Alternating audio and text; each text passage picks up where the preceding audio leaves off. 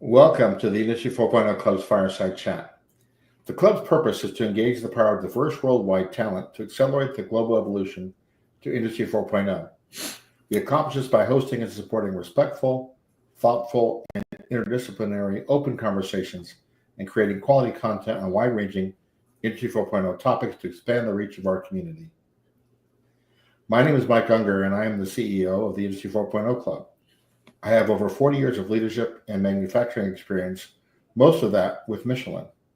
I'm joined today by my co-host, Mike Yost. Mike is chairman of the club. Would you mind introducing yourself, please, Mike? I'm Mike Yost. I'm the volunteer chairman of the Industry 4.0 Club, one of the club's co-founders and Mike's co-host here on these Industry 4.0 Fireside Chats.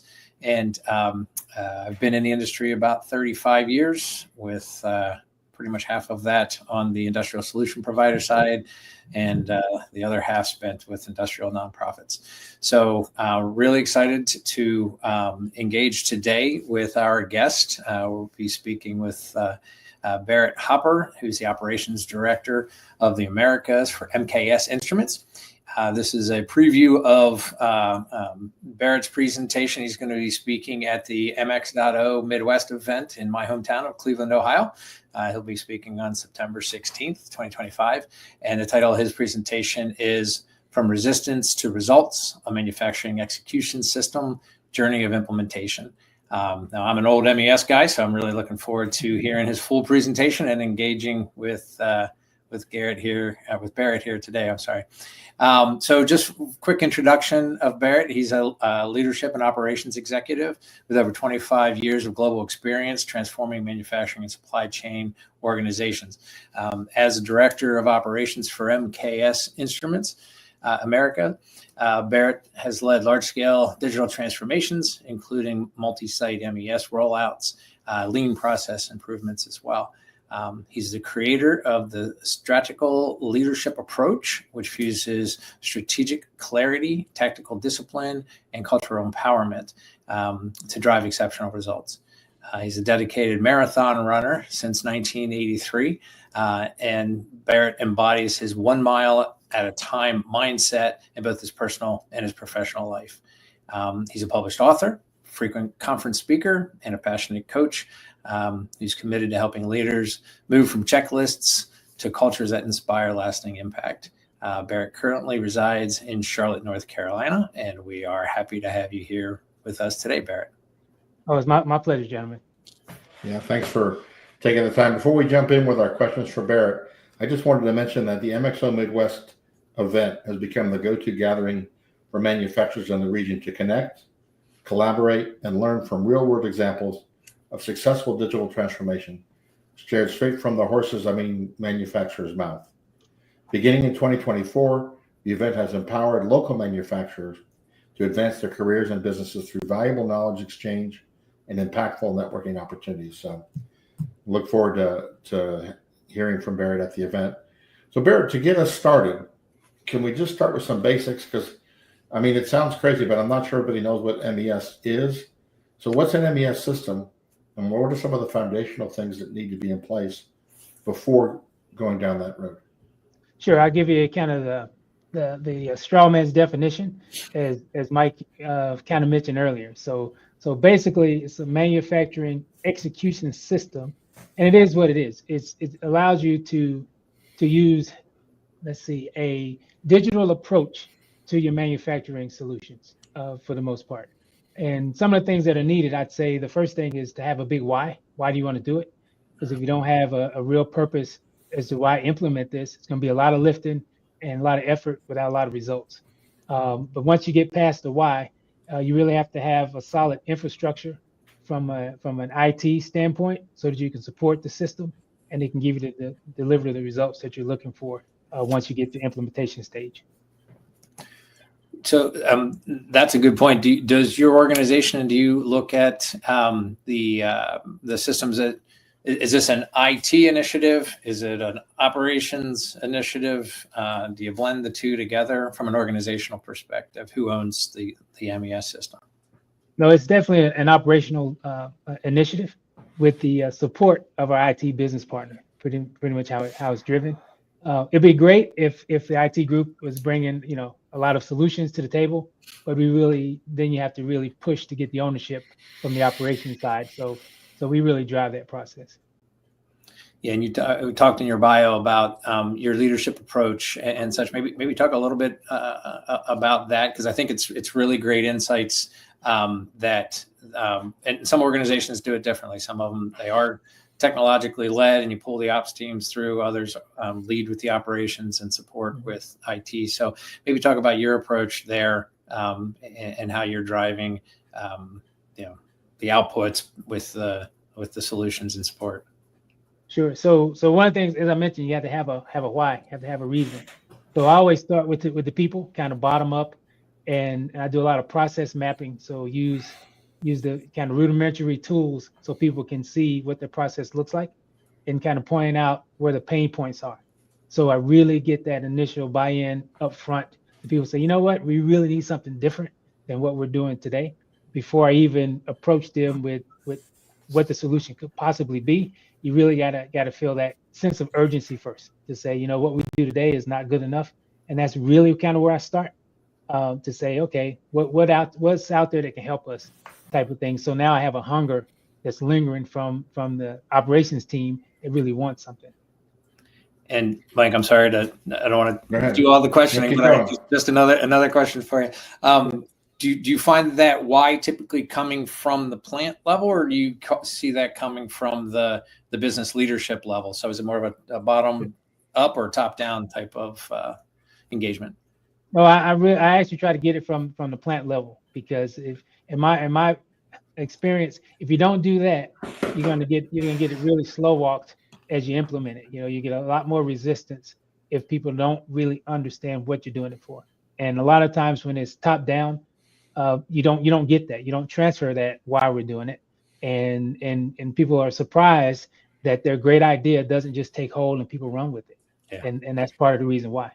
Yeah, that's great. I want to dig in further though with what you're saying for a second, because I'm guessing it's even more nuanced than what you described.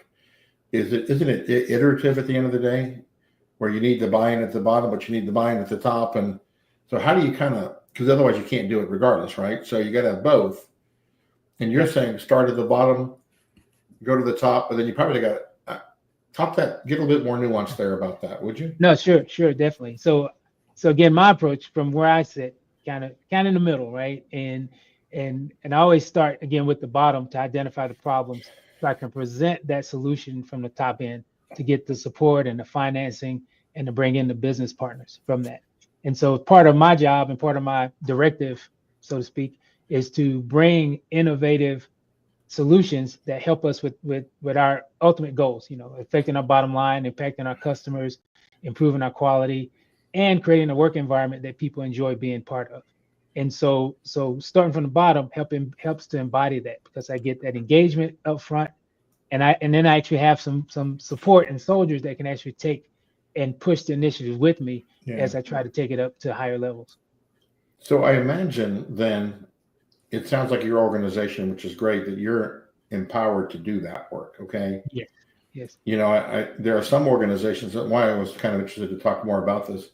There are some organizations that hold some of those sort of things closely held at the upper levels of the organization, right? Hey, we're going to tell you what our strategy is.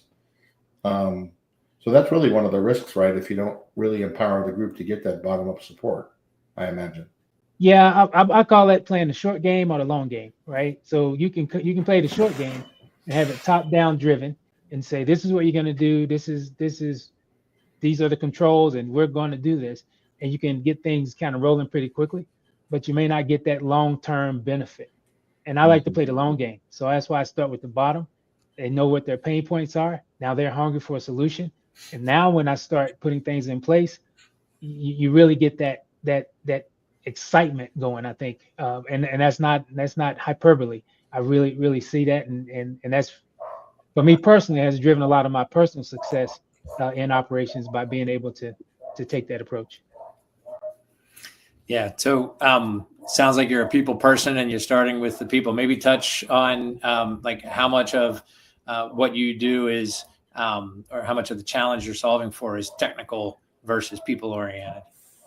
Well, oddly enough, in today's environment, people have a higher technical aptitude than we give people credit for, right? So at least since 2012 or 14, everyone's been accustomed to having smartphones, and now everyone's using multiple apps.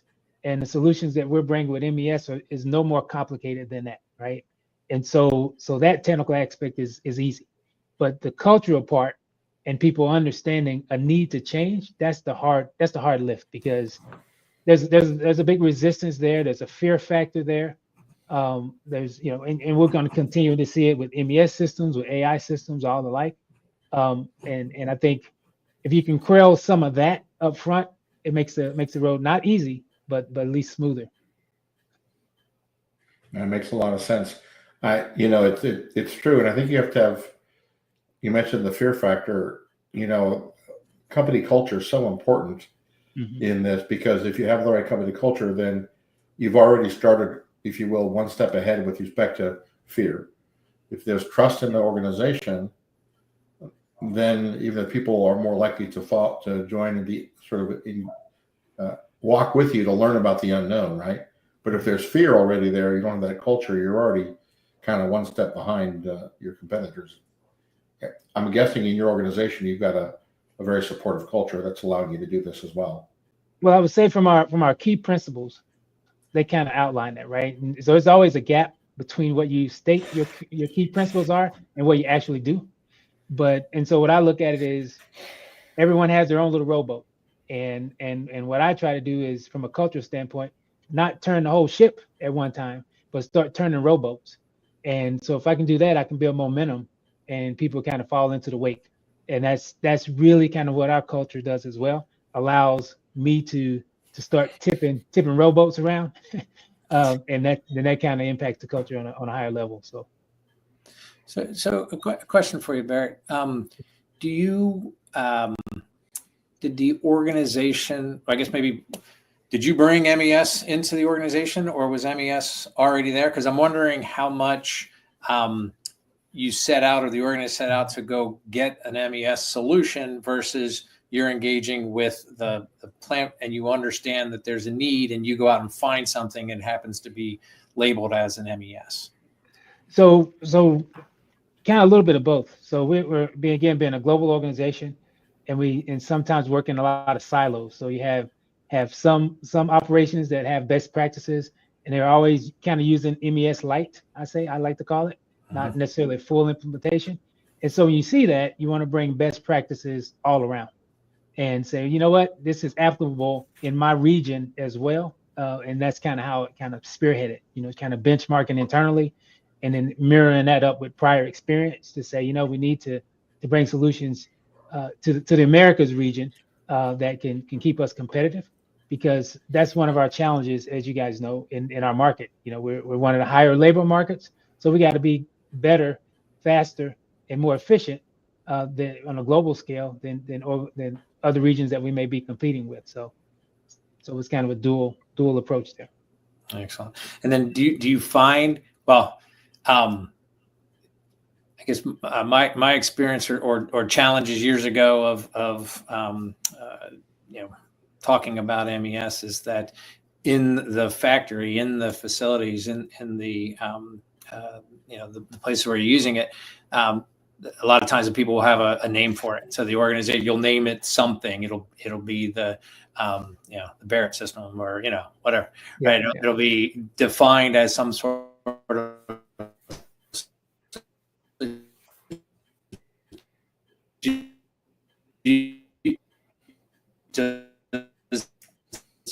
your organization. Mike, can you repeat your question? You kind of broke up there. Oh, I'm sorry. Sorry about that. No, I was just wondering if the folks on the floor that are using it know they're using an MES system, or if you've given it another name and it's got another working name that you use.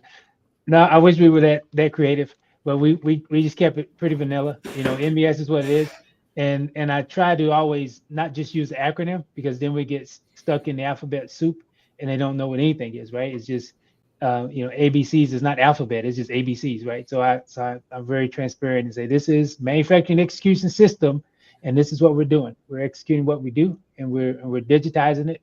And I have a big pallet full of paper that we've purchased that's to be used. And I say, you know what? I want to eliminate this. This is $1,000 worth of paper, and we do this every month. Just the paper alone is my incentive. So I have that front and center to remind people of why we're doing this project. That's really cool. So earlier you mentioned some of the foundational items, having a good why and a good IT infrastructure. Are there some other key principles that you've learned for successful implementation of an MES system? Yeah, and I think we touched on a little bit, Mike, and that's in terms of culture and being able to empower people to have input. And I think that's so important because especially when you take initiatives to the shop floor, those individuals they know where the bodies are buried, I guess you could say, and a lot of times they have ideas, so they can make you better. And if you don't have a culture to listen to them, you're going to leave performance on the table. And I think that's kind of the coup de grace to really being successful is to really engage in people, the workforce, and being part of that process, part of that solution. And that carries on to everything else. That's part of your continual improvement culture. That's part of, being a learning organization. That's part of trying to find those wins every day. And then of course, what I call the ether of what we do, that creates that safety environment as well, because people have that awareness and they know that they're part of it. So I'm imagining then, I'm going to kind of challenge you again, a little bit different road. How important do you think the provider of the MES system is in this process then? So clearly the people side's the sort of the elephant you got to take care of, but the wrong provider can also be where there's not a good fit. Yeah. Tell me how you got through that aspect of implementation. Yeah, a couple. Yeah, and you're right on that, Mike. We kissed a lot of toads to find the right prince or princes in my standpoint to get a solution there. But what we did was we created an internal team to be that kind of liaison with the operations folks on the implementation side. So we weren't so much relying on the vendor partner to bridge that gap, so that we can have a little bit of internal cohesiveness. And again, that's from a global standpoint. So we brought in some of our leaders from a global footprint to kind of help with the initiative here, and that kind of helped buffer some of that. But again, the risk there also is that the technology changes quickly.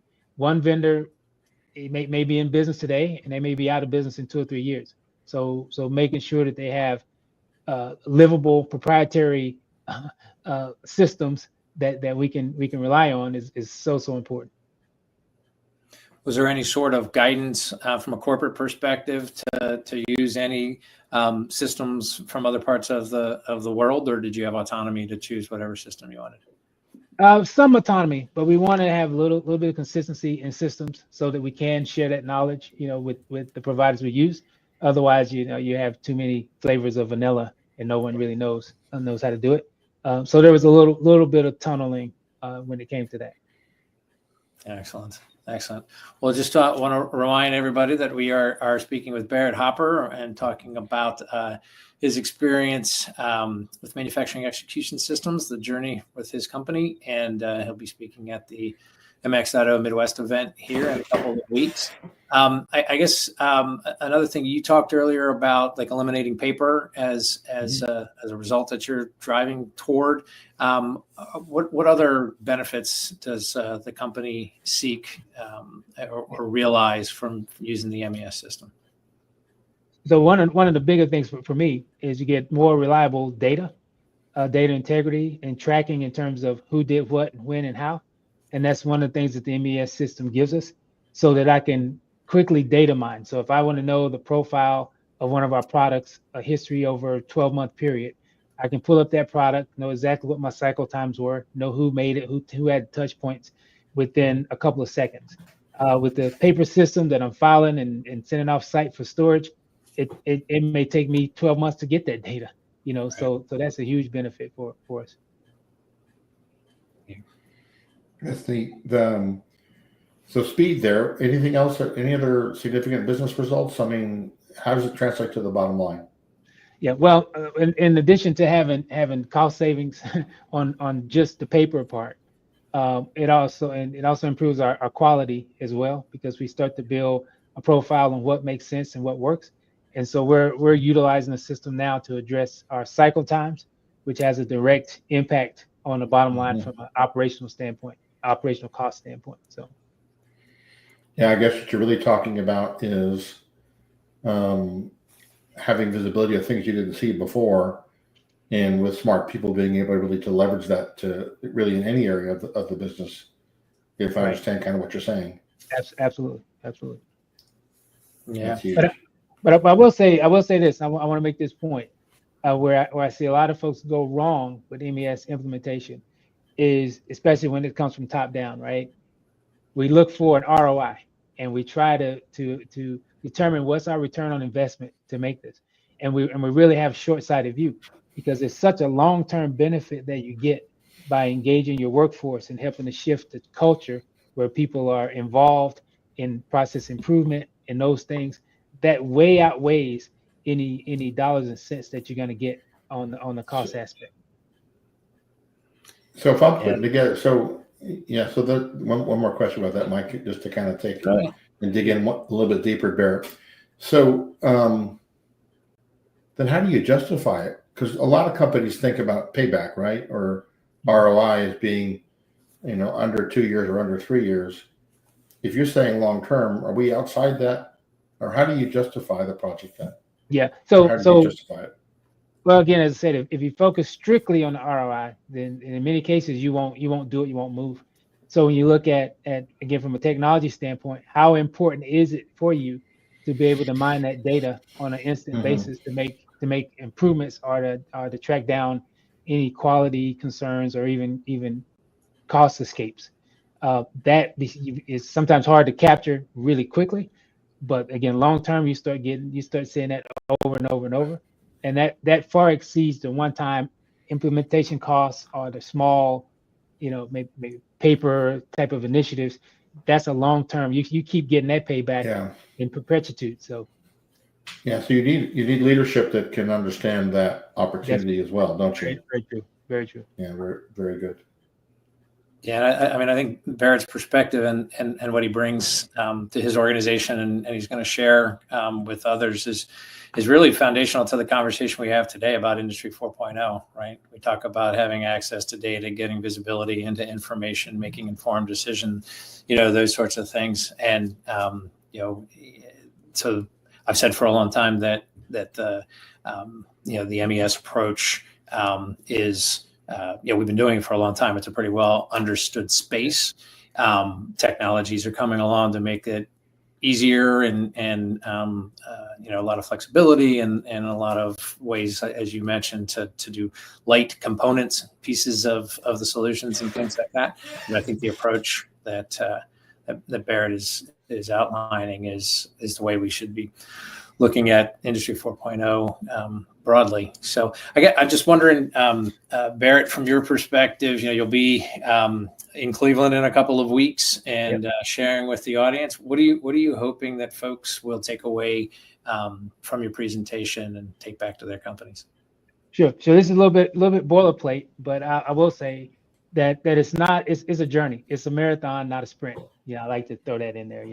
Being a marathon runner, obviously. And but it's a journey, and by journey that means it's not going to be a straight path. There's going to be sometimes where you're going backwards, and that it seems, and before you can move forward. But if you know that up front, you don't get discouraged in the process, and you keep pushing it. And that's what I hope people take away from this. But you cannot be successful if you don't engage the people. Period. Full stop. Wonderful. A great way to sort of leave us wanting to come and listen to you. So as we get ready to wrap up today, I'm looking for maybe a final thought from Mike and a final thought from Barrett, really about this topic around MES. So Mike, you want to start us off? Yeah, sure, absolutely. I mean, a couple of things, a couple of takeaways. One, to reiterate a point that Barrett's made a couple of times, is to understand your why. I think that's really important for people to understand what problem they're trying to solve, and obviously engaging the people and having the infrastructure and being committed to the journey is all really powerful things. But one of the things that Barrett didn't say that I will say is it's obvious to me the role that Barrett plays as a leader in the organization. Mike, you were poking at the idea of iteration between what the business leaders want, what the shop floor wants, and being able to work back and forth there. It's a real skill set, and it's a real value to the organization. And so I think the role of having somebody like Barrett with the perspective is really, really powerful. That's cool. Thank you, Mike. Barrett, your final thoughts before we wrap up?